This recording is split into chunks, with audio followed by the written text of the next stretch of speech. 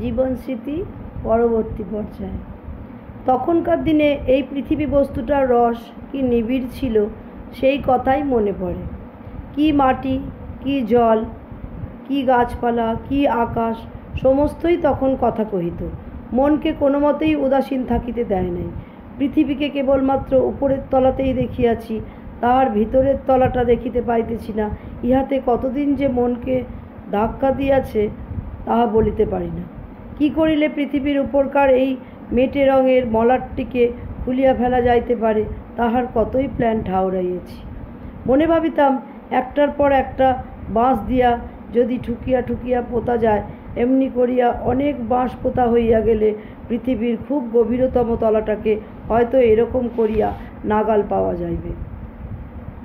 মাঘোৎসব উপলক্ষে আমাদের উঠানের চারিধারে সারি সারি করিয়া কাঠের থাম পুঁতিয়া তাহাতে ঝাড় টাঙানো হইত। পয়লা মাঘ হইতেই এজন্য উঠানে মাটি কাটা আরম্ভ হইত।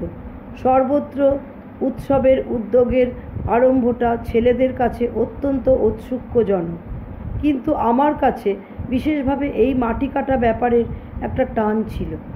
যদিচ প্রত্যেক বৎসরই মাটি কাটিতে দেখিয়াছি গর্ত বড় হইতে হইতে একটু একটু করিয়া সমস্ত মানুষটাই গহ্বরের নিচে তলাইয়া গিয়াছে, অথচ তাহার মধ্যে কোনোবারই এমন কিছু দেখা দেয় নাই যাহা অন্য কোনো রাজপুত্র বা পাত্রের পুত্রের পাতালপুরের যাত্রা সফল করিতে পারে।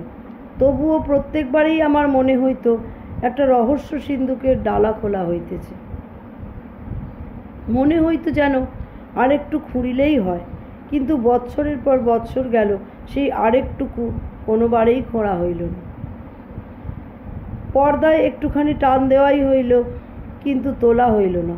মনে হইত বড়রা তো ইচ্ছা করিলেই সব করাইতে পারেন, তবে তাহারা কেন এমন অগভীরের মধ্যে থামিয়া বসিয়া আছেন? আমাদের মতো শিশুর আজ্ঞা যদি খাটিত, তাহা হইলে পৃথিবীর গূঢ়তম সংবাদটি এমন উদাসীনভাবে মাটি চাপা পড়িয়া থাকিত না। আর যেখানে আকাশের নীলিমা, তাহারই পশ্চাতে আকাশের সমস্ত রহস্য, সে চিন্তাও মনকে ঠেলা দিত। যেদিন বোধোদয় পড়াইবার উপলক্ষে পণ্ডিত মহাশয় বলিলেন আকাশের ওই নীল গোলকটি কোনো একটি বাধামাত্রই নহে, তখন সেটা কি অসম্ভব আশ্চর্য মনে হইয়াছিল। তিনি বলিলেন, সিঁড়ির ওপর সিঁড়ি লাগাইয়া উপরে উঠিয়া যাও না, কোথাও মাথা ঠেকিবে না। আমি ভাবিলাম সিঁড়ি সম্বন্ধে বুঝি তিনি অনাবশ্যক কার্পণ্য করিতেছেন। আমি কেবলই সুর চড়াইয়া বলিতে লাগিলাম, আরও সিঁড়ি, আরও সিঁড়ি, আরও সিঁড়ি। শেষকালে যখন বুঝা গেল সিঁড়ির সংখ্যা বাড়াইয়া কোনো লাভ নাই, তখন স্তম্ভিত হইয়া বসিয়া ভাবিতে লাগিলাম এবং মনে করিলাম এটা এমন একটা আশ্চর্য খবর যে পৃথিবীতে যাহারা মাস্টার মশাই তাহারাই কেবল এটা জানেন, আর কেহ নহে। আজ এই পর্যন্ত, আবার পরবর্তী পর্যায়ে। নমস্কার।